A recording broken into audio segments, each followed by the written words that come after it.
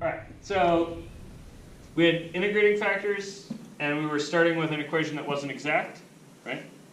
And so then we have this like, alright, if I had an integrating factor, that would be something along the lines of take this equation, multiply through by some function of x and y, right? And you'd get something like mu times m dx plus mu times n dy is 0.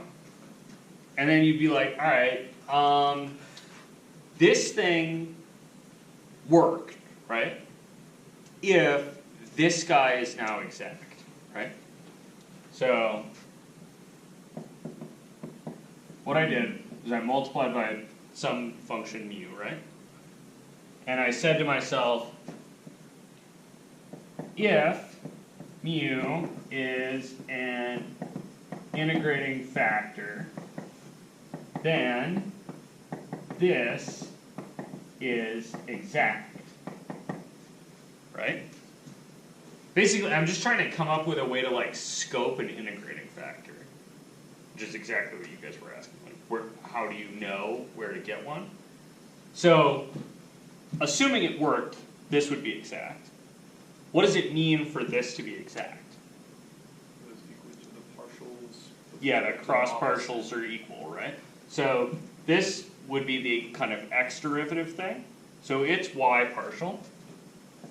So partial with respect to y of mu times m should be equal to the partial with respect to x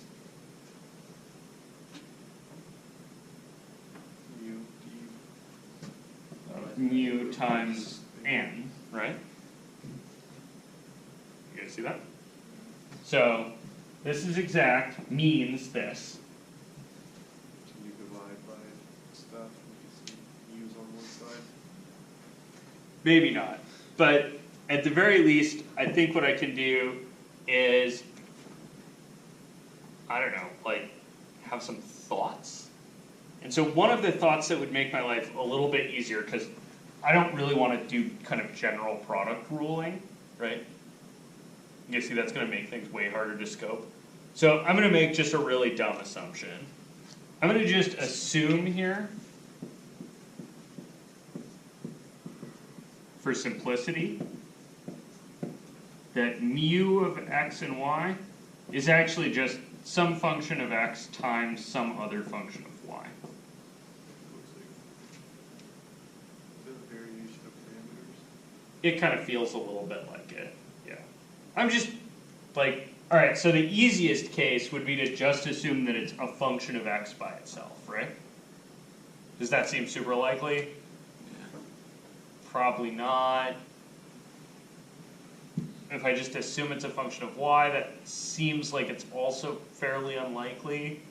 But lots of things are products of functions of x and functions of y, like that's kind of feeling like separation. So I'm going to try that. There are lots of forms you could use for this. You could assume it's a sum of a function of x and a function of y. That would be another kind of valid thought. This will get most of them, kind of the easy ones. So if I assume this, then what's the partial with respect to y of mu times m? Just slap it in there and take the partial. And then you treat everything as a constant that's not q of y, and then things are easier. Okay, so partial with respect to y of this stuff times Q prime of y Yeah. p of x mu. is q prime of y times p of x Mu. Or m, my bad. times m of x and y, right? Yep. Equals the other thing. So Did I do it again? I think we jumped a little bit. What'd you lose?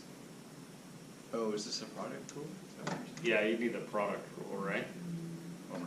Bummer. You can guys So see that? plus q y times p prime x. Well, no, we're treating So- it as a partial, so we don't do that. But I'm doing the y derivative of this stuff, right? yeah. So this thing depends on y, that thing depends on y. So this thing's y derivative is just p of x times q prime. So I have the y derivative of the first thing times the second. So m prime q of y p of x. So m prime is maybe a bad choice here because it's really a y partial. So it's the partial of m with respect to y, right? Sure. Times p of x times q of y. You guys see how this kind of gets to be a little bit of a disaster fairly quick? Right, and then you have to still set this equal to the other side, right? You guys kind of following me? It's just the same thing, but reversed. Yeah, so same thing reversed, but with n's now instead of m's, So right? q prime of x, So I got, no? not q prime of x, but, Oh, P prime. yeah, p prime of x times q of y Times big M. times the big N, right? Of x and y, Plus plus the partial with respect to x x of big N. of big N times p of x times q of y.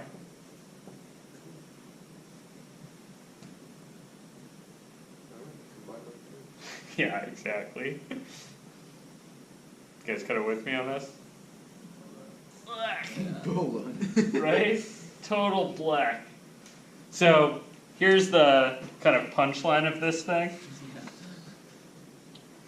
If, let me just write this whole thing down. So that's why you don't go hunting for integrating factors in general, right? So here's the kind of test. An integrating factor might be a good idea, right? If my minus nx over n is independent of y. And in that case, mu is plus or minus e to the integral of that thing dx.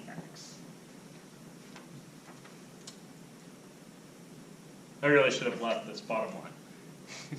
If you fiddle this bottom line around, you will find a linear first order equation, which is why things look like this.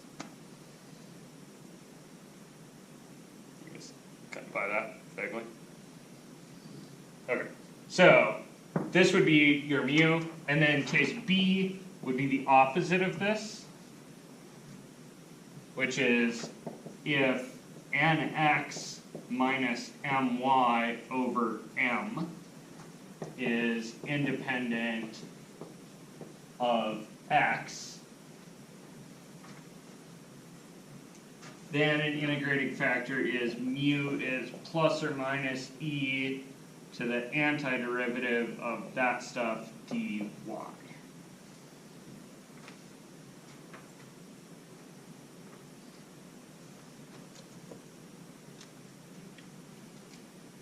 Cool. This is only an integrating factor might be a good idea if, right? There are lots of other places that an integrating factor will be. There are lots of other places that an integrating factor would yield a solution eventually, but they're hella hard to find in general. Cool? No, not Alright. Not cool? I'm assuming I should do examples.